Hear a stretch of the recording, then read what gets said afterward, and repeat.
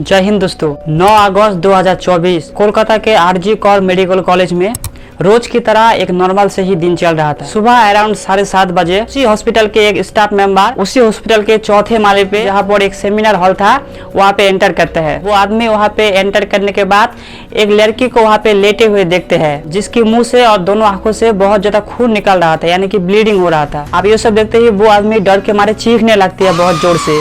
वो चीख और वो आवाज सुन के उस हॉस्पिटल में बहुत सारे लोग उस सेमिनार रूम में एंटर करते हैं। सभी लोग उस लड़की को जिस हालत में देखा था वो सभी लोग एक बार चौंक गए थे, क्योंकि उसकी दोनों आंखों से और मुंह से बहुत ज्यादा खून निकल रहा था और वो बेहोश की हालत में था। अनफॉर्चुनेटली क्योंकि वो हॉस्पिटल था तो वहाँ पे बहुत सी डॉक्टर थी, लाकीली उस लड़की को पास के किसी रूम में ले जाया जाता है जहाँ पर उसकी ट्रीटमेंट किया जाता है। लेकिन अफसोस सिर्फ कुछ ही घंटे बाद उस लड़के की मौत हो जाती है। इस इंसिडेंट के कुछ घंटे बाद उस कॉलेज के जो वाइस प्रेसिडेंट है संजय वशिष्ठ जी, वो उस लड़के की पेरेंट्स को कॉल करता है और उन्हें कॉल करके बताता है कि आपकी लड़की ने सुसाइड कर लिया है, और उसके बाद फोन काट कर देते हैं। आप ये खबर सुनने के बाद लड़की की माँ बाप की पैरों में से जमीन निकल जाते हैं, क्योंकि सिर्फ एक दिन पहले यानी कि 8 अगस्त को उन्होंने अपनी लड़की से, अपनी बेटी से बहुत अच्छे तरीके से बात किया था। वो खाना खाया या नहीं ये सब कुछ बात हुआ था, और जब वो फोन पे बात कर रहा था तो वो बहुत ही नॉर्मल से बिहेव कर रहा था। तो एक दिन में अचानक क्या हो गया कि उनकी लड़की ने सुसाइड कर लिया। ये बात उनके माँ बाप को चौंका रहा था, वो बहुत ज्यादा शॉक में था। यहाँ तक कि हॉस्पिटल का जितने भी मेंबर है वो इसको सुसाइडल केस की तरह देख रहा था। लेकिन अगर ये आत्महत्या था, अगर ये सुसाइड था, तो उसकी दोनों आंखों में से खून क्यों निकल रहा था, उसकी मुंह से खून क्यों निकल रहा था? इस बात की इन्वेस्टिगेशन करने के लिए तुरंत बॉडी की पोस्टमार्टम किया गया। पोस्टमार्टम रिपोर्ट में जो सामने आया वो एक बार पूरे वेस्ट बंगाल को चौंका देने वाला था, क्योंकि पोस्टमार्टम रिपोर्ट आने के बाद ये कंफर्म हो गया कि ये कोई सुसाइडल केस नहीं बल्कि ये एक रेप और मर्डर केस था। इस लेडी डॉक्टर को मारने से पहले इसके साथ बहुत बुरी काम किया गया, इसके साथ रेप किया गया, उसके बाद इसको बहुत ही बुरी तरीके से मार दिया गया। अब इमेजिन कीजिए, आप एक छोटी लड़की हो, आप एक लिटिल गर्ल हो, आपकी बचपन से एक ड्रीम है कि आपको डॉक्टर बनना है, जिसके लिए आप बचपन से बहुत ज्यादा मेहनत करते हो और बहुत ज्यादा पढ़ाई करते हो, और आपकी फैमिली भी आपको बहुत ज्यादा सपोर्ट करती है। वो भी एक तरह से एक सपना देखती है कि आप बड़ा आके डॉक्टर बनोगे। इसके बाद बहुत सारा मेहनत करने के बाद स्टेट एग्जाम और नीट एग्जाम में टॉप रैंक करने के बाद आपको MBBS की डिग्री मिलती है। 4.5 साल बाद MBBS की हर एक एग्जाम को क्रैक करने के बाद आप एक और एंट्रेंस एग्जाम देते हो, जिसे कहते हैं नीट PG, जिसके दौरान आपको घर छोड़कर हॉस्पिटल में भी रहना पड़ता है। एक तरह से हॉस्पिटल ही आपका घर बन जाता है। और करीब 2 साल मेहनत करने के बाद, जहाँ पर सिर्फ 1 साल बाद और कुछ ही महीने बाद आप एक डॉक्टर बनने वाले। एक सपना ना जाने आपने कितनी छोटी उम्र से देखी थी, आपके पूरे फैमिली ने देखा था, वो सपना बस कुछ ही महीने बाद पूरा होने वाला है। लेकिन वहीं पे एक हैवान, एक जानवर आता है और आपकी वो पूरे सपने को नष्ट कर देता है। आपने सिर्फ 2 मिनट की एक गंदी भूख के लिए सपने को अपने पैरों तले कुचल के रख देते हैं। इस लड़की के साथ भी वही हुआ था। जय हिंद दोस्तों, मैं बात कर रहा हूँ कोलकाता के RG Kar medical college murder case के बारे में, और आप देखना चालू कर चुके हैं edu explore.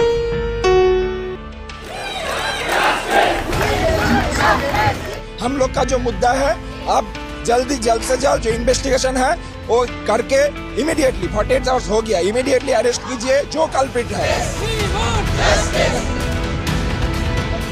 We want justice for humanity। ये एक औरत के साथ हुआ है, एक डॉक्टर के साथ हुआ है।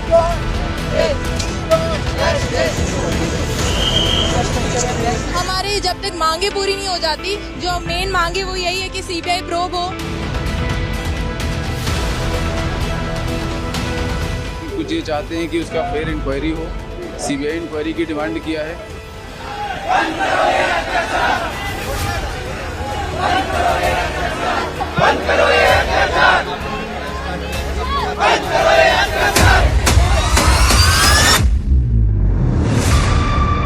आइए देखते हैं कि क्या है इस केस की सच्चाई, और इस केस में वेस्ट बंगाल की गवर्नमेंट ने अपना क्या रोल निभाया है, और उस रात आखिर उस लड़की के साथ क्या हुआ था, सब कुछ देखते हैं इस वीडियो में।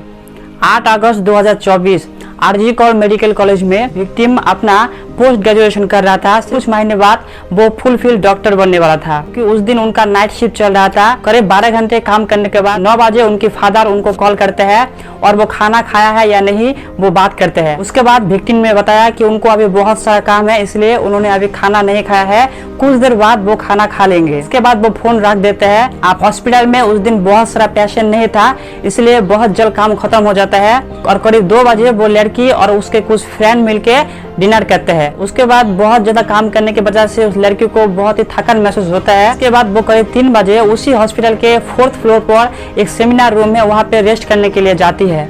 उसके बाद सुबह 7:30 बजे उसकी लाश हमें मिलती है।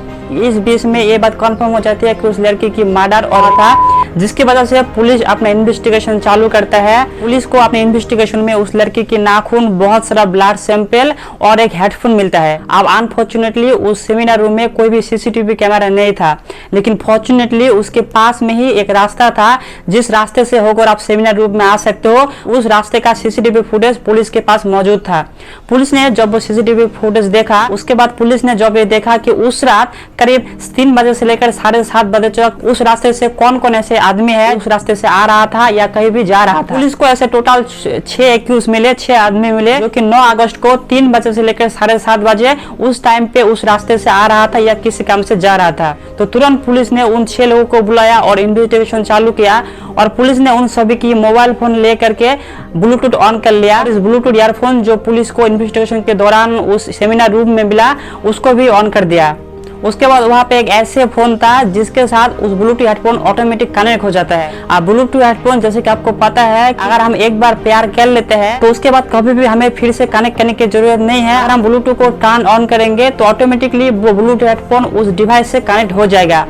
इसके साथ भी वही हुआ था। पुलिस ने तुरंत पता करने की कोशिश की कि ये मोबाइल किसका है। उसके बाद पुलिस को पता चला कि संजय रॉय नेम का एक आदमी है जो कि पुलिस में ही काम करता है। वो दरअसल एक सिविक वॉलंटियर था। सिविक वॉलंटियर जो कि पुलिस का ही एक दूसरा रूप होता है। वो कहीं पे अगर नेचुरल डिजास्टर आ जाए या हॉस्पिटल में या कहीं पे अगर भीड़ आ जाए या ट्रैफिक में अगर भीड़ आ जाए, उसको संभालने के लिए पुलिस का एक वॉलंटियर का रूप होता है। पुलिस को अपना प्राइमरी एक्यूज संजय रॉय नाम के इस आदमी के रूप से मिल चुका था। तो पुलिस ने तुरंत बाकी के 5 जो लोग थे उनको छोड़ दिया और संजय रॉय को पकड़कर इन्वेस्टिगेशन करने लगा।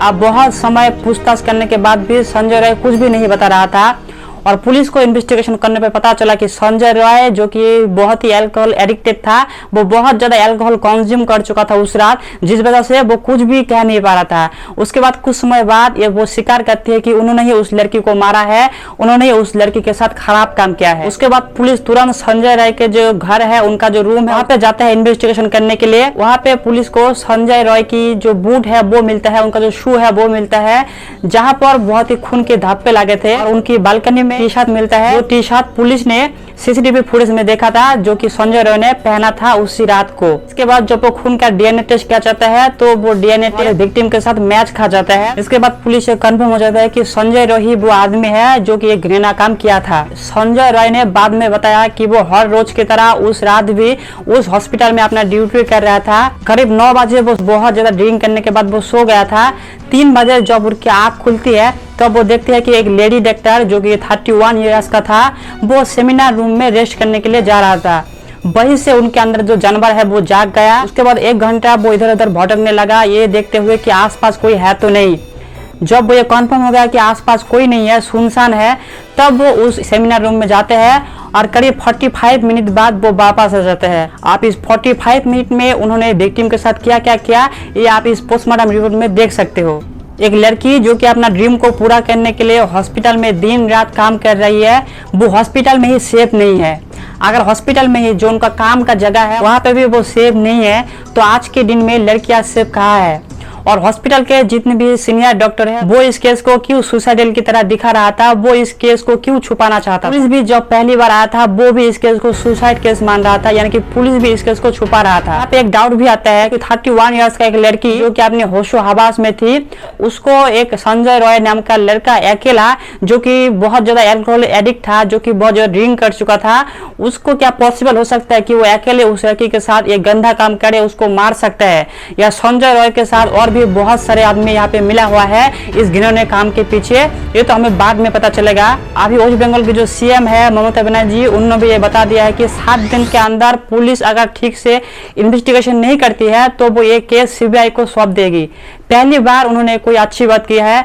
और वेस्ट बंगाल में ऐसा नहीं है कि ये पहली कोई ऐसा घटना है, इससे पहले भी ऐसे बहुत सारे घटना हो चुका है। और हमारे पूरे देश में आपको पता है कि हर दिन कितने ऐसे रेप केस हमारे सामने आते हैं। अभी की अगर बात करें इस केस में तो पूरे देश के जितने भी डॉक्टर है, सीनियर डॉक्टर है, वो एक प्रोटेस्ट कर रहे हैं, वो जस्टिस की मांग कर रहे हैं। और हर बार की तरह इस बार सारे लोग मोमबत्ती लेकर रास्ते से जा रहे हैं, वो एक प्रोटेस्ट की मांग कर रहे हैं, वो जस्टिस की मांग कर रहे हैं।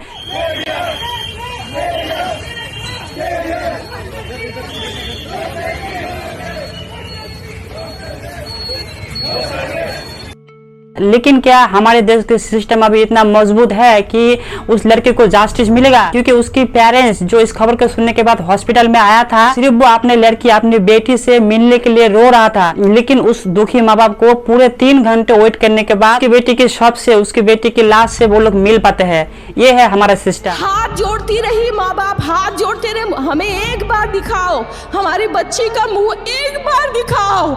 हमको नहीं दिखाया गया। शरीर में कोई कपड़ा नहीं था, पैर दोनों राइट एंगल में मिला गया। जब तक पेल्विक गर्डल नहीं टूटता है, इस तरह 2 पांव को नहीं चीरा जा सकता है। चश्मे को कूटा गया, जिसके वजह से आंखों से खून निकल गया, गला दबाकर मारा गया। ये पूरा पोस्टमार्टम रिपोर्ट में वायरल हुआ है, आप लोग कृपया देखिए। ये कोई मनगढ़ंत नहीं है।